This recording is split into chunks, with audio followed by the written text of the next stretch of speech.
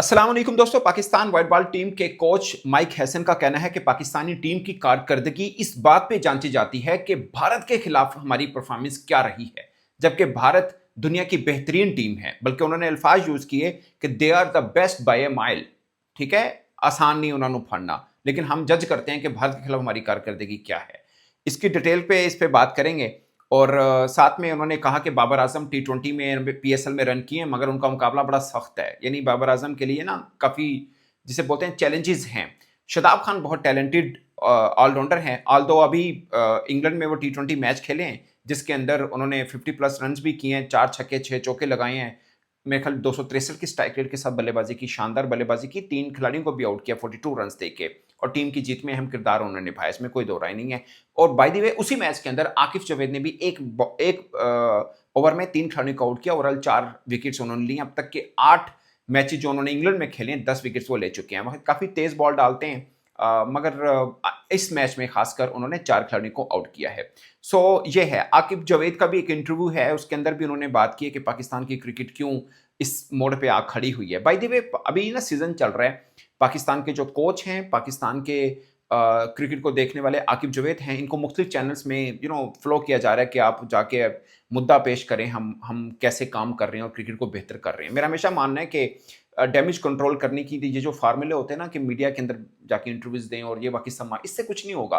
Eight the end of the day what does matter, आपकी performance क्या है। और आपका कोच माइक हैसन ये कह रहे हैं कि इंडिया की टीम आज दुनिया की वो टीम है जिसको सभी बीट करना चाहते हैं। सब चाहते हैं कि हम इंडिया को हराएं, और पाकिस्तान के अंदर यानी हम लोग ये चाहते हैं कि हमारा मुकाबला या हमारी परफॉर्मेंस क्या है, ये जांचा जाता है कि हम इंडिया के खिलाफ हमने क्या परफॉर्मेंस की है, जबकि वो तो दुनिया की बेहतरीन टीम है।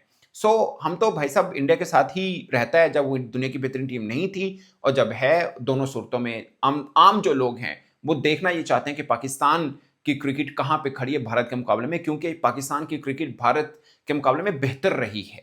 ये कुछ बरसों से बहुत बुरी है, बहुत बुरी परफॉर्मेंस दिखा रही है। पहले भी वैसे वर्ल्ड कप में इंडिया का रिकॉर्ड हमारे खिलाफ बहुत शानदार है, मगर अब तो बाकी मैचेस के अंदर भी हम कहीं पे, हम पल्ला तो छोड़िए, दूर दूर तक कोई मुकाबला नजर नहीं आ रहा होता पाकिस्तान और भारत का। सो इसलिए लोगों को रहता है। मगर माइक हैसन ना अपने स्टैट बयान करते हैं। उन्होंने बोला कि हमने दो, मतलब उनके होते हुए बायलैटरल सीरीज हमने बहुत जीती हैं। लाइक हमने 2 ट्राई नेशन सीरीज भी जीती हैं। अब 2 ट्राई नेशन सीरीज क्या हैं? एक अफगानिस्तान था, एक यूएई था, एक पाकिस्तान था, वो जीत लिया। आप सेरा डाल लें अपने ऊपर। दूसरा पाकिस्तान श्रीलंका और जिम्बाब्वे की थी, वो भी हमने जीती, उसका भी सेरा आपने डालना है तो डाल लीजिए। मतलब मुझे लगता है कि ना, थोड़ा सा हमें अपना लेवल अप करना है, थोड़ा लेवल अप करना है। आप एक तरफ तो, मतलब उन्होंने कहा माइक हैसन ने कि हम एशिया कप में सबसे जीते बट इंडिया से हार गए। इंडिया से आप हारे नहीं, इंडिया से 3 मैच हारे, और वो हार नहीं, वो हाहाकार थी जिस अंदाज के साथ हम मैच हारे थे। कोई मुकाबला नहीं था मैच के अंदर। सो फाइनल में थोड़ी सी तप्पड़ हमने जरूर दिखाई थी, बट वो भी at the end of the day India ही जीता था और एशियन चैंपियन वो बना था। बाद में वर्ल्ड कप में भी हुआ। वर्ल्ड कप में तो फिर जिसे बोलते हैं ना, एक तरफा मुकाबला था। भारत आया, उसने लपेटा पाकिस्तान को, निकल दिया। सो ऐसा मुकाबला कभी नहीं होता। और ये ऐसा नहीं है कि भारत अब बेहतर नहीं है, भारत पहले से भी बेहतर क्रिकेट, लगातार अच्छी क्रिकेट खेल रहा है, बट हम पहले थोड़ा मुकाबला जरूर कर लेते थे। 2021-22 में देखें, हमने 2 बार भारत को हराया भी है। दूर की बात नहीं कर रहा, अभी की बात कर रहा हूं मैं, ज्यादा दूर की बात नहीं कर रहा। सो अगर 6 बायलैटरल सीरीज में हम सिर्फ 1 हारे हैं माइक हैसन के, वो चूंकि बांग्लादेश में जाके हम हारे थे। उन्होंने शाहीन अफरीदी की कप्तानी की तारीफ की कि फास्ट बॉलर के लिए आसान नहीं होता वनडे फॉर्मेट में कप्तानी करना। अब उनको कौन बताया कि वो पहले टी20 के कप्तान थे, मगर पाकिस्तान क्रिकेट बोर्ड ने उनको टी20 की कप्तानी से इसलिए हटाया था क्योंकि वो फास्ट बॉलर है, और फास्ट बॉलर कप्तान नहीं हो सकता। बट हम, उसी क्रिकेट बोर्ड ने उसको बाद में वनडे का कप्तान बना दिया। सो मामला थोड़े इस तरह चल रहे हैं। लेकिन माइक हैसन ये कहते हैं कि आसान नहीं होता कि आप 8वें 9वें नंबर पे कहीं खड़े हों, फिर एकदम आप आए आईसीसी इवेंट जीत के निकल जाएं, ये आसान नहीं होता। इससे पहले, यानी माइक हैसन के आने से पहले 2 आईसीसी इवेंट उन्होंने बताया कि हम पहले राउंड से बाहर हुए थे। अब कम से कम दूसरे राउंड में तो हम गए हैं ना, मतलब पहले राउंड जीते हैं, दूसरे में गए हैं, और पहले राउंड में सिर्फ हम एक ही मैच हारे हैं, इंडिया वाला। बट वो ये नहीं बोल रहे कि हम जो जीते हैं वो वो हम नीदरलैंड से जीते हैं, यूएसए से जीते हैं, या शायद नमीबिया, तीसरी टीम ये है। अगर आप उनके साथ मुकाबले भी अपनी यू नो जीत के साथ रखना है तो फिर ठीक है, मतलब फिर तो रह गया ना। मतलब अगर आपका माइंड लेवल या माइंडसेट ये है कि हम ये गिन रहे हैं कि हम पहले राउंड में सिर्फ एक ही मैच हारे इंडिया वाला, और जो जीते हैं वो कौन सी एसोसिएट टीम है, उनमें से कोई एक भी रेगुलर टीम नहीं थी, कोई भी टेस्ट प्लेइंग नेशन नहीं थी जिनको हमने हराया। सो इस तरफ नहीं आते वो। मेरा मेरा हमेशा उनसे गिला ये है।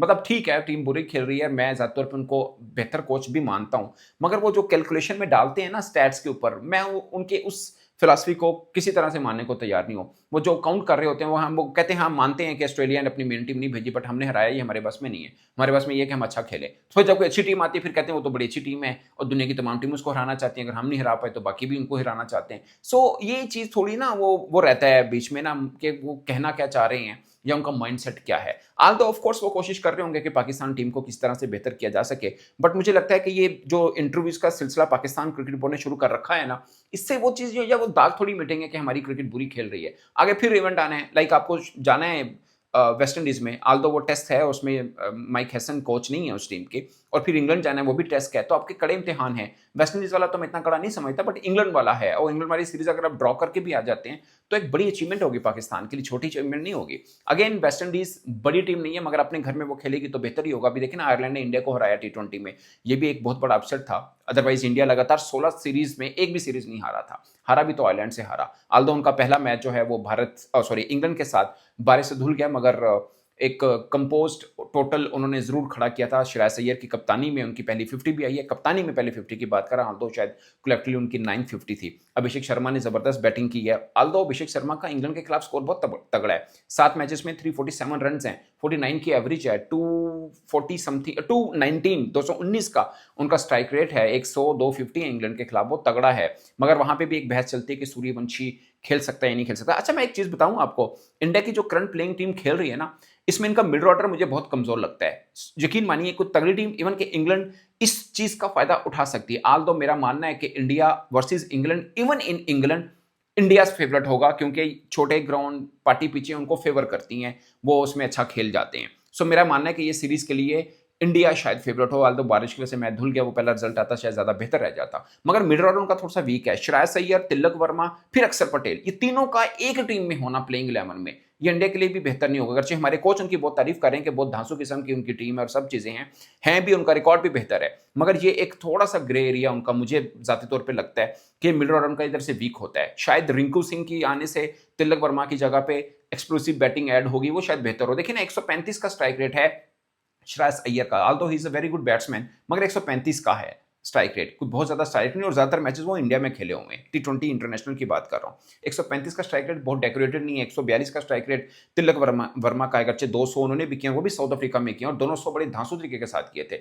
मगर बेशतर जगहों पर उनका स्ट्राइक रेट गिरता नजर आता है। सो सूर्य कुमार यादव जो पहले कप्तान थे, उनका 164 का स्ट्राइक रेट था। सो ये एक थोड़ा सा मुझे लगता है उनका मिडल ऑर्डर में इस चीज की कमी आई है कि तिलक वर्मा, श्रेयस अय्यर प्लस अक्षर पटेल, ये तीनों इकट्ठे एक तरह से आते हैं। सो तीनों का आना उनकी मिडल ऑर्डर को मुझे लगता है कमजोर करता है। इसमें कहीं बीच में एक एक्सक्लूसिव बैटर चाहिए, जैसे नीचे से आके फिर शुभम दुबे थोड़ी सी कसर पूरी करते हैं, बट फिर भी ये वाला एरिया थोड़ा सा उनका मुझे वीक नजर आ रहा है अब की इनकी टीम के अंदर अगर बात करें तो। दोस्तों, बात करते हैं आकिब जावेद की। वैसे अभी टेस्ट के लिए बात हो रही है, तो जो पेस अटैक मिल रहा है पाकिस्तान को, अपेरेंटली भी टीम अनाउंस होना शायद आजकल के अंदर हो जाए। उसके अंदर आमिर जमाल है, खुरम शहजाद है, मोहम्मद अब्बास हैं, और फिर उबैद शाह का भी, मोहम्मद अली का भी आ रहे हैं। आई डोंट नो शाहनाज धानी को क्यों नाम नहीं लिया जा रहा, बट उनको भी डालना चाहिए टेस्ट में, लंबे स्पेल वो कर सकते हैं, बट ये हमारा पेस ट्रैक है। मगर वनडे में मुझे लगता है आकिब जावेद को कहीं ना कहीं रखना चाहिए। आल्दो वो इंग्लैंड में T20 खेल रहे हैं, उन्होंने अपने आखिरी ओवर में 3 खिलाड़ी को आउट किया, कलेक्टिवली उन्होंने 4 खिलाड़ी को आउट किया, और अब तक जो इंग्लैंड में T20 मैचेस खेले 10 विकेट्स वो ले चुके हैं। पेस अच्छा है,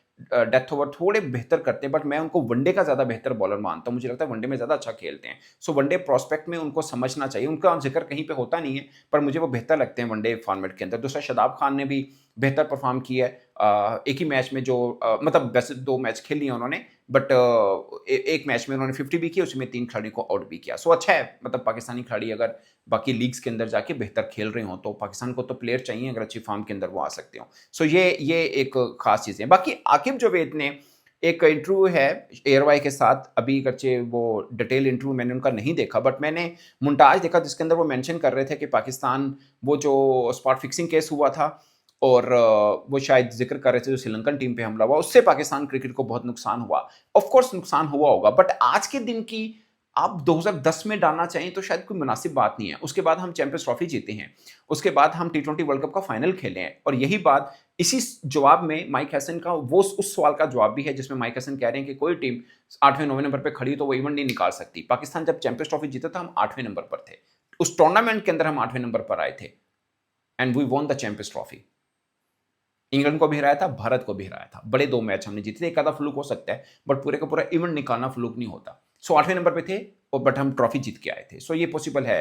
क्रिकेट है ना, इसमें रैंकिंग बहुत ज्यादा मैटर कर रही होती है, बहुत ज्यादा मैटर नहीं कर रही होती। लाइक अगर 8वें नंबर की रैंकिंग का मैच अगर फर्स्ट नंबर टीम से है, तो क्या आप ये अंदाजा करेंगे कि फर्स्ट नंबर आराम से जीतेगी? बराबर का मैच भी पड़ सकता है। सो ये होता है, रैंकिंग मैटर करती है, मगर बहुत ज्यादा मैटर नहीं करती। कोई भी नीचे वाली रैंकिंग वाली टीम आकर टूर्नामेंट जीत सकती है। ये पॉसिबल है और ऐसा बहुत बार हुआ, एक बार नहीं हुआ। इस पर दोस्तों अपनी राय कमेंट के स्रोत में जरूर बताइएगा। मैं तब से इतना इजाजत दीजिए, अल्लाह ने के पास।